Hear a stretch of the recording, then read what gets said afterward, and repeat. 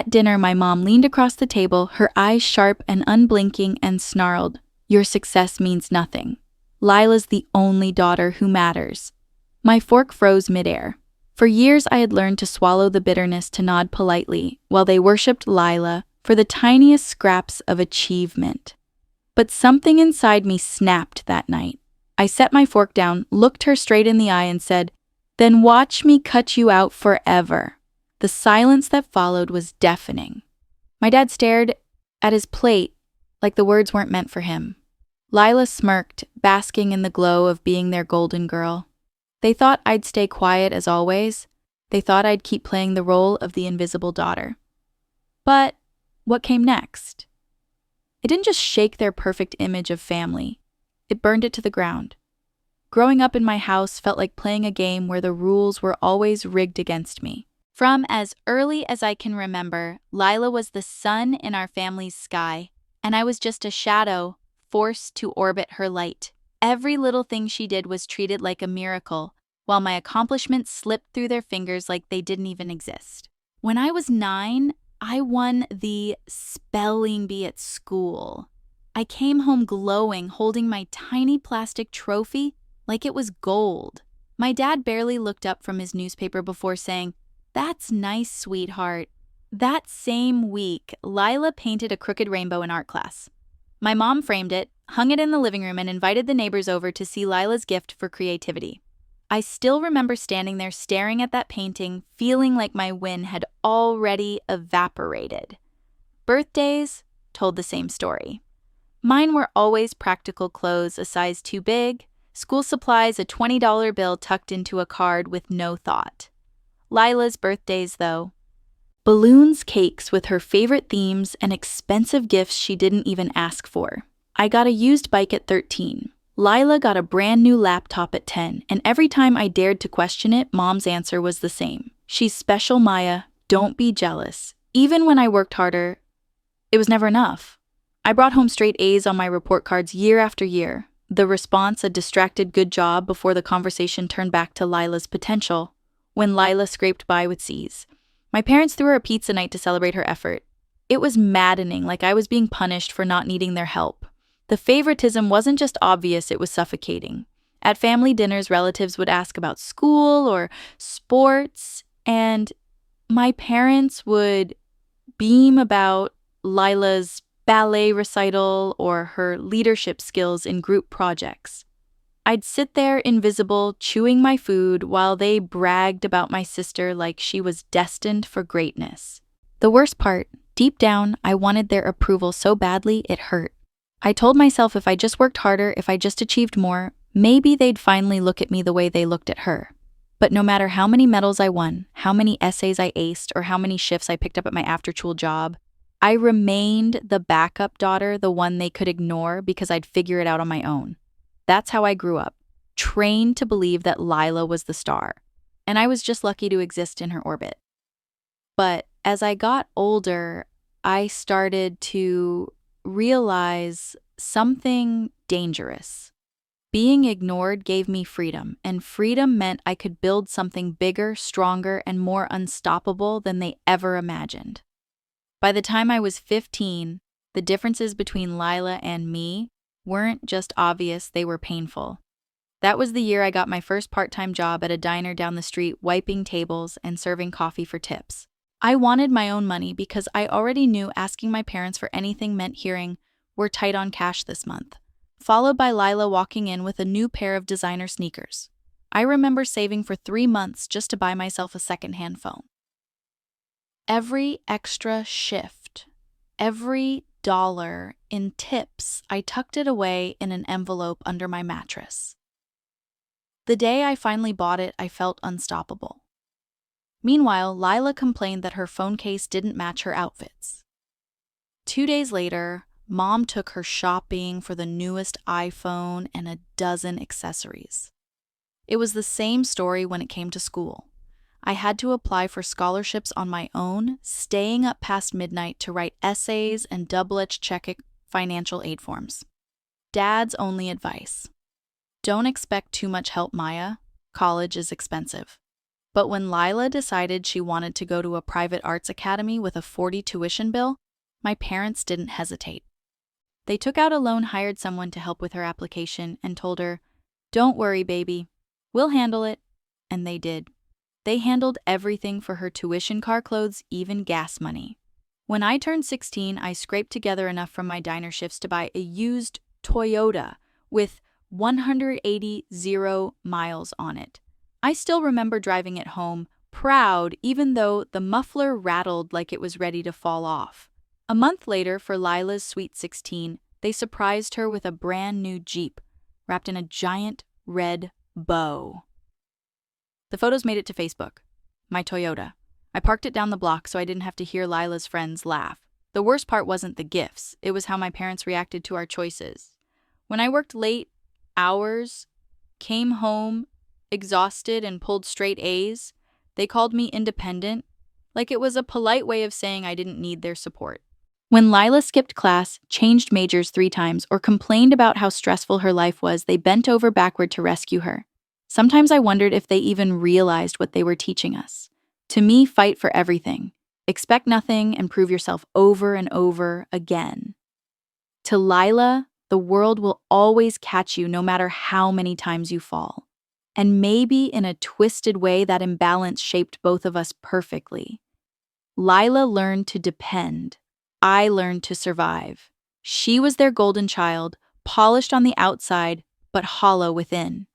I was the invisible one, quietly building the grit I'd need to outgrow them all. By the time I was in college, I thought things might finally change. I was on the dean's list every semester, juggling 2 part-time jobs and still managing to keep my GPA near perfect. Professors praised me, classmates asked me for help with assignments, and I felt like maybe, just maybe, my parents would notice. They didn't.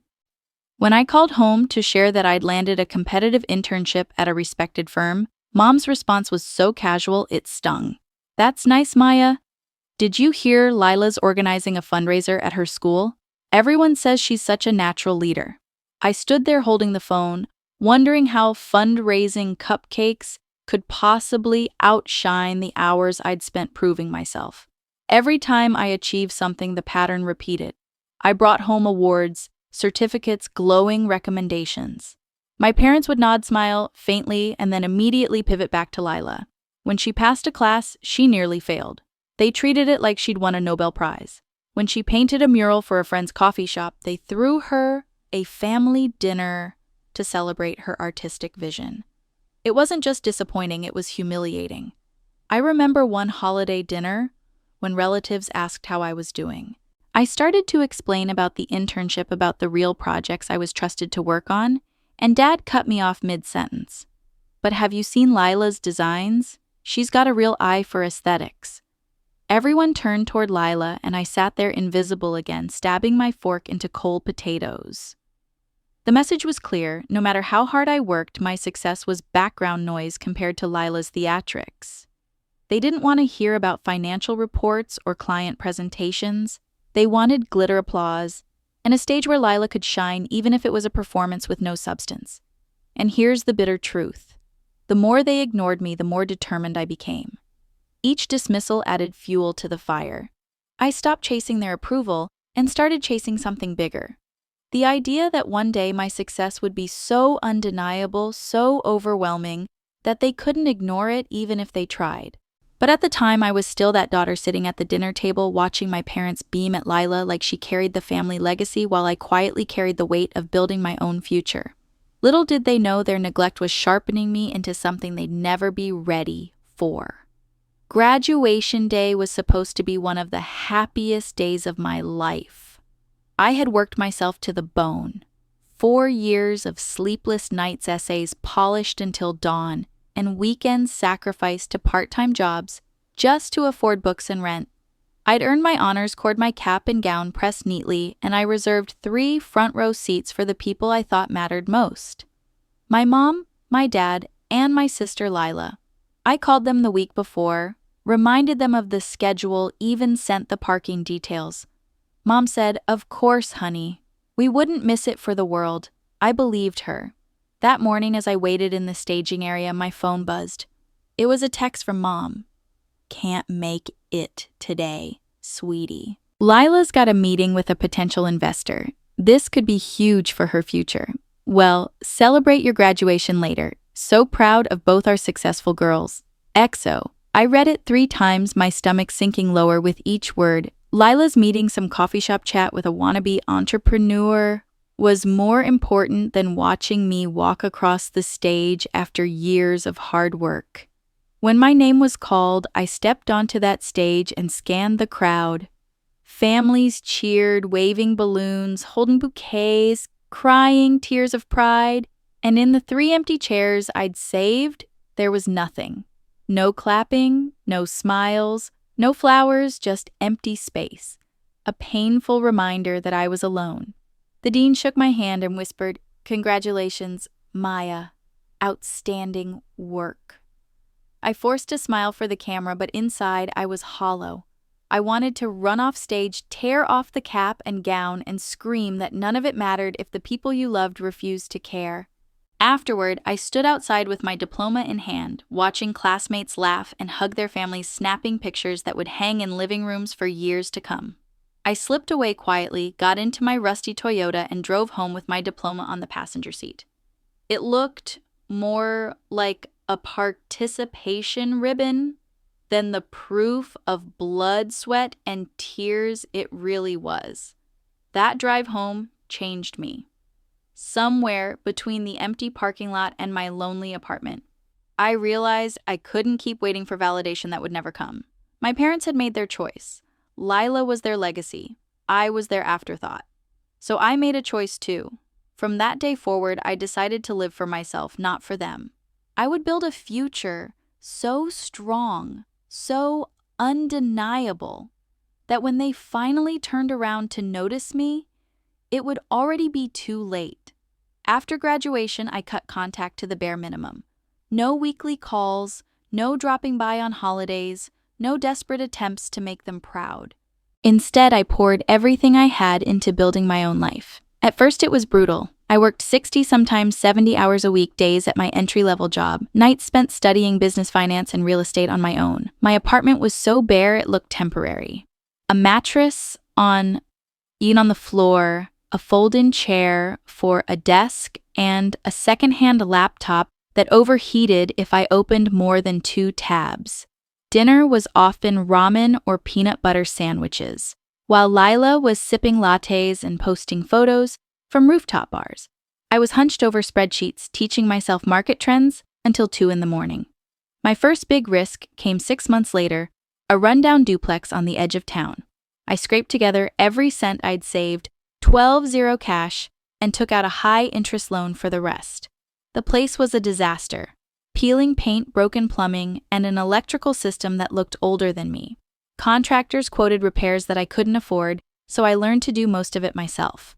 Weekends were spent with YouTube tutorials playing in the background while I patched drywall, laid flooring, and figured out how to replace a toilet without flooding the bathroom.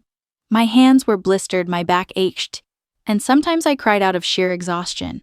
But every nail hammered into place felt like I was rebuilding more than a house. I was rebuilding myself. It wasn't smooth. My first tenants stopped paying rent after 4 months, and by the time I finally got them out, the unit looked like a hurricane had torn through it. I lost thousands fixing the damage. But I also learned lessons no classroom could have taught me: how to screen people, how to manage property, how to survive setbacks without folding. By the end of that year, the duplex was finally stable. For the first time, I had passive income, only a few $100s a month, but it was mine. Proof that my sacrifice was turning into something real. I reinvested every penny. No vacations, no shopping sprees, just discipline and focus. Meanwhile, my family barely noticed. On the rare occasions I visited, the conversation always circled back to Lila, her art shows, her networking events, her brilliant ideas. When I mentioned buying a property, Mom's response was dismissive. "That's nice, Maya. Did you hear Lila's thinking about starting a design studio?" I stopped expecting applause. I didn't need it anymore. Every sleepless night, every scraped knuckle, every dollar reinvested became my own private victory. I wasn't building for them. I was building in spite of them. And while they clung to the illusion of Lila's golden future, I was laying bricks for a reality that would one day leave them stunned and scrambling to catch up. By the time I turned 26, I had 3 rental properties under my name. They weren't glamorous, but they were steady, each one bringing in positive cash flow that grew my savings month by month. I'd learned to refinance smartly, to negotiate with contractors, and to spot opportunities before anyone else noticed. For the first time, I felt like I wasn't just surviving, I was winning. But at home, none of it mattered. During one rare family dinner, I mentioned casually, "I've added a 3rd property this year. It's fully rented already." Dad glanced up from his plate for 2 seconds, muttered, "Just make sure you're not in over your head, Maya. Real estate can be risky." And then pivoted to his favorite subject, Lila's latest project. Apparently, she was designing logos for a friend's boutique. The way they carried on, you'd think she had landed a Fortune 500 contract. I wanted to laugh, but instead I chewed in silence when I got a promotion at work that doubled my salary. Mom's only response was, "That's nice, dear. Did you hear Lila's art got featured in a local blog?" The blog in question was one of those websites where anyone could pay $50 to post their own feature. They treated it like she'd been profiled by the New York Times. The favoritism wasn't just insulting, it was absurd. Every holiday, Lila's gifts grew more elaborate. One Christmas, she unwrapped a brand new MacBook while I got a generic gift card. When I unwrapped it, Mom smiled brightly and said, "We just knew you'd find something practical with this." I forced a thank you, but inside, I burned. Meanwhile, Lila's career was spiraling. She'd started and abandoned 3 different ventures in as many years. A clothing line, a photography studio, and something she called creative consulting, which was basically her charging small businesses for ideas she never followed through on. Each failure was excused with the same refrain: She just needs more time. She's discovering her passion. I didn't argue anymore. I'd stopped expecting them to see me. But privately, I kept growing. By living cheap, still driving my beat-up Toyota, still eating peanut butter sandwiches. I was investing everything into expanding. By 27, I owned 6 units and was netting more in rental income than my full-time salary. I wasn't just building wealth, I was building freedom. And yet, at every gathering, I sat through endless monologues about Lila's potential. They called her the family's future. Me, I was background noise. What they didn't know, and what made me smile in the dark, quiet moments alone, was that their golden daughter's shine was already fading. And when the real storm came, all their blind devotion wouldn't save her. The shift didn't happen overnight. It started with small cracks in the image my parents had built around Lila. First, her design studio quietly shut down when she couldn't pay the rent. Then, the shiny Jeep she drove everywhere disappeared from the driveway repossessed. At family dinners, the conversations about Lila's big plans became shorter, thinner, and harder to sustain. I didn't say anything. I just listened, nodding politely, hiding the fact that by now I'd accumulated 9 properties and was closing in on a net worth they couldn't even imagine. The breaking point came the day a local business journal published an article about rising stars in real estate. My face was on the cover, smiling in front of one of my renovated houses. The headline, bold, Maya Mitchell, 28, builds $1 million portfolio before 30. I hadn't told my family, but someone else did. Within 48 hours, my phone lit up like fireworks. First, Dad, Maya, we saw the article. Can we talk? So proud of you. Then Lila. Wow, didn't know you were doing all that. Maybe we could collaborate your properties. My creative vision. Finally, Mom. Honey, this is amazing. We should celebrate as a family. Call me ASAP. Funny. For years they dismissed me. Now suddenly I was the miracle child. I ignored them for weeks, letting their desperation stew.